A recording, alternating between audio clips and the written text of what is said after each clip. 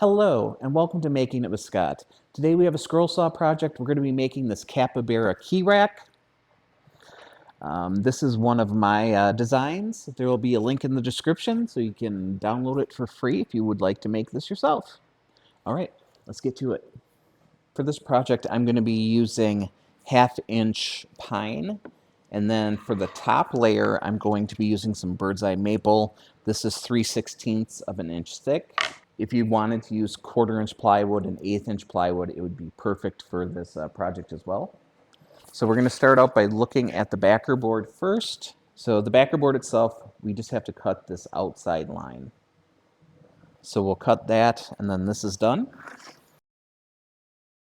Got a little bit of a closer look at this pattern. So the center white field is only being held in by 1, 2, 3, 4 little pieces, okay? It's going to be very delicate. So you need to start out by cutting all these little internal chunks of fur and the eye first. So you cut this out while everything else is still stable, and then kind of finish up with these little pieces on the outside. If you just start on the bottom and work your way up, by the time you get up to the top here, this is going to be so delicate that you're not going to be able to cut out this internal stuff. All right. If you want to make it more secure, you could just add a little chevron shape here and here, and then connect this. The nostrils and the lip here are very small. You can make that bigger if you'd want to as well. Or you could take this project, right now it's about 6 inches square. You can make it 8 inches square, and then everything will be a little bit easier to cut. Before we start cutting, I did not mention how I affixed the pattern to the wood. I use shelf lining paper, and then I use 3M Super 77 spray adhesive to stick the pattern to the top. As far as the blades we're going to use a number 7, just because it's already on the saw. To cut out this 1/2-inch piece, a number 5 would be plenty. And then we're going to be using a number 1 spiral. These are all Nikwa blades. These are all Flying Dutchman. We're going to use the number 1 to cut out all the little teardrop shapes. And then we're going to switch to a number 3 ultra reverse to cut all the bigger places that have like the sharp corners. So let's get into it.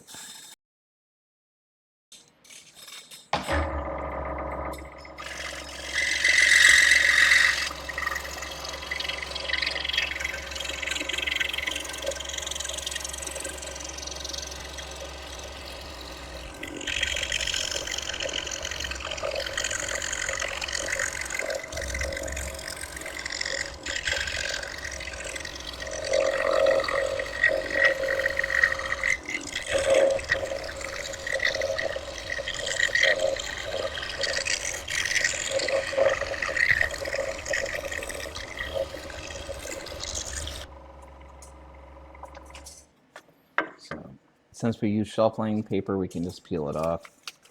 All right, we have the spiral blade on now. So we're going to start in the middle here and work our way out, like I said before.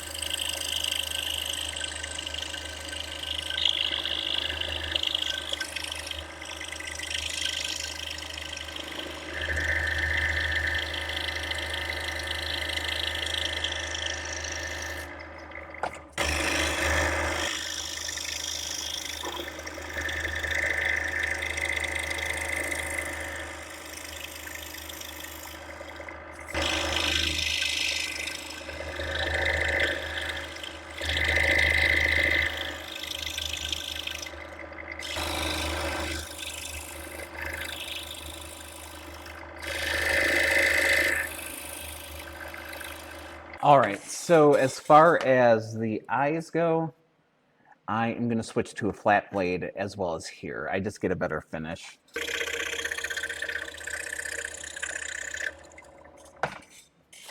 All right, so now all the interior cuts are made that attach to this big piece here. So what's left is actually just this one big hole on the bottom, and then we have to cut the perimeter. So I'm actually going to cut the perimeter first.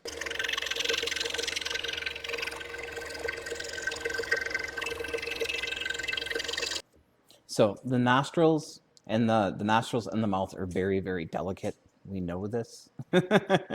It's a fact.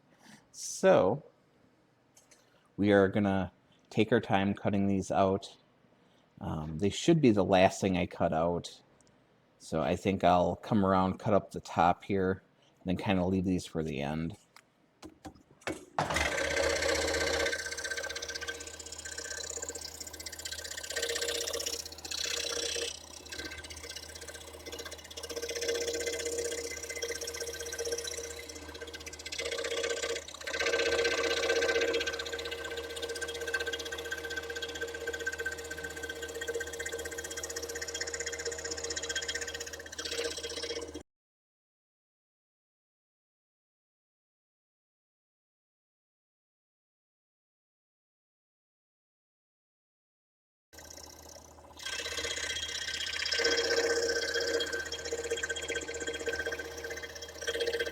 What?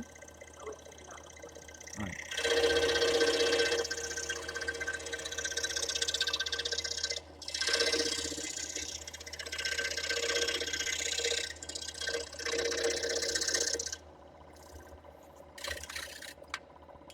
So I separated this piece here so I don't have all the pressure of this big piece vibrating on this.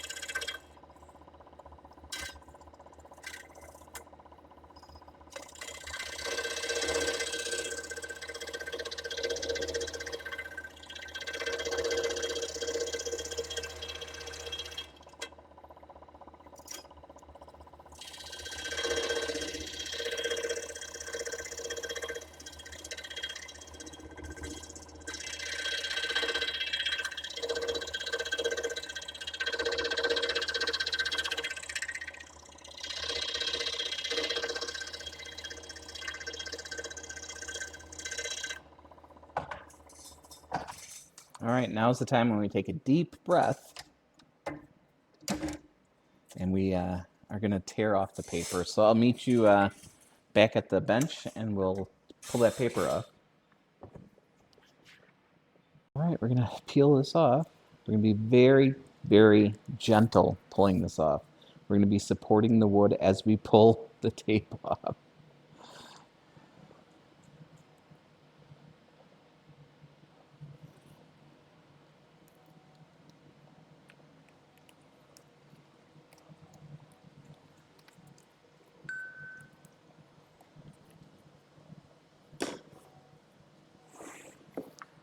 All right. So there we go. I'm going to gently, gently sand the back, and then we're going to stain this gun stock, which is an orange color. Actually, let's not do that. Let's do this a golden pecan, and then do a gun stock on the back. Started out by putting that gun stock stain on here, and I didn't like it. I wasn't getting the contrast I wanted, so I actually spray painted it and then kind of did a wash and wiped the spray paint off just to get a deeper color. I didn't want it black. So it's glued together. I added the cup hooks on the bottom. So it's pretty much done. The next thing is mounting it. So if we flip it over, now if you'd add like a sawtooth hanger on the back, it would be kind of pivoty, and then you have a chance of knocking it off the wall, so we're not going to do that. I'm actually going to be using 3M command strips. These hold 2 pounds each. I would just put 2 strips on here, And then when you're ready to mount it on the wall, you peel off the adhesive and just stick it to the wall. And then if you ever have to remove it, you peel it back. The strips themselves are two pieces with Velcro. So you'll peel the Velcro off, it'll be on here, and then you'll have another Velcro piece on the wall. And then for that, you just pull on it, it kind of stretches open, and it removes without damaging the wall. So it's a nice way of putting something up that's permanent, but you can remove it without damaging your woodwork. So there you go.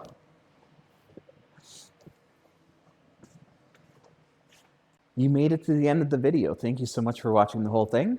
Since you're already here, a thumbs up would be great. If you'd like to subscribe, that would really help the channel out a lot.